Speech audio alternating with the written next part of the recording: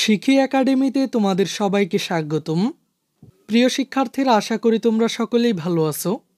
শিক্ষার্থীরা, এই ক্লাসটি আমরা শুরু করব ষষ্ঠ শ্রেণীর বাংলা বইয়ের চতুর্থ অধ্যায়টি থেকে। এই অধ্যায়টির শিরোনাম হলো চারপাশের লেখার সাথে পরিচিত হই।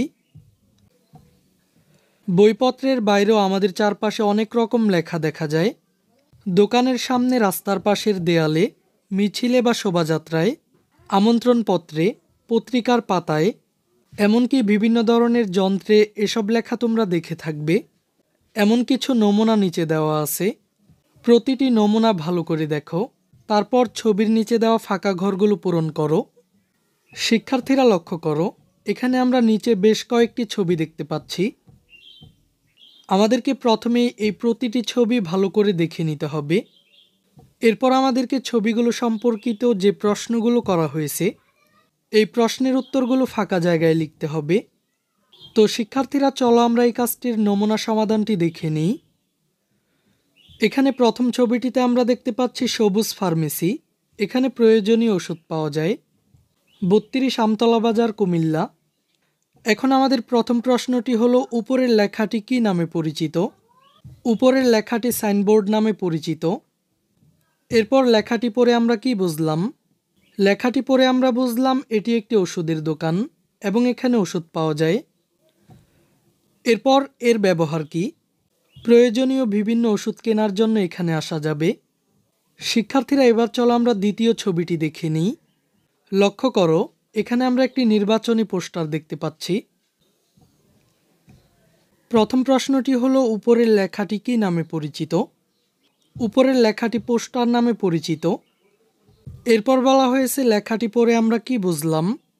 এটি একটি নির্বাচনী প্রচারণা। এখানে হাফিজ ভাইকে ফুলকপি মার্কায় ভোট দিতে বলা হচ্ছে। এরপর এর ব্যবহার কি? এটি নির্বাচনী প্রচারণার কাজে ব্যবহার করা হয়।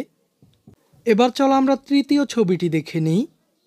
এখানে এই ছবিটিতে লেখা আছে, শুভ নববর্ষ 1431, পৃথিবী থেকে অমঙ্গল দূর হোক, সত্যের জয় হোক, ফয়জুন্নেসা বালিকা বিদ্যালয়, পঞ্চগড়।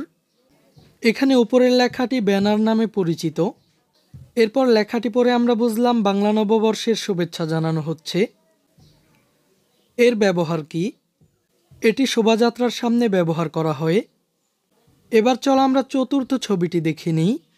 এখানে জীবনগড়ি পাঠাগারের 4 বছর পূর্তিতে আয়োজিত একটি অনুষ্ঠানের আমন্ত্রণপত্র দেখতে পাচ্ছি। এখন চলো আমরা প্রশ্নগুলো দেখে নিই। প্রথম প্রশ্নটি হলো, উপরের লেখাটি কি নামে পরিচিত?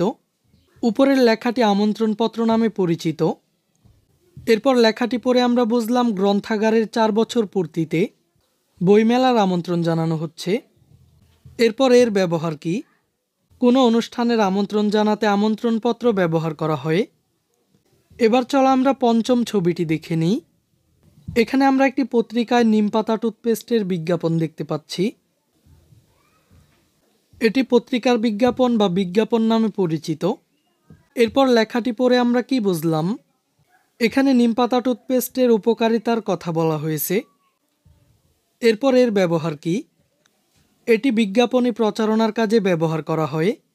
এবার চলো আমরা সবশেষ ছবিটি দেখে নিই। এখানে আমরা একটি টিভি চ্যানেলের নিচে সংবাদ শিরোনাম দেখতে পাচ্ছি। এটি স্ক্রল, টিভির স্ক্রল অথবা টিভির সংবাদ নামে পরিচিত।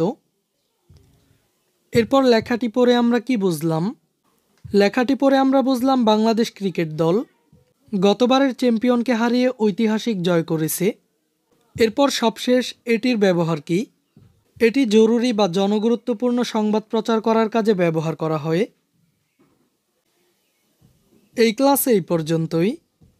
পরবর্তী ক্লাসে আমরা এই অধ্যায়টির বাকি কাজগুলোর সমাধান দেখব। শিক্ষার্থীরা, এই ক্লাসটি তোমাদের কাছে কেমন লেগেছে তা আমাকে কমেন্ট করে জানিয়ে দাও। আর পরবর্তী ক্লাসগুলো নিয়মিত পাওয়ার জন্য চ্যানেলটিকে এখনই সাবস্ক্রাইব করে রাখো।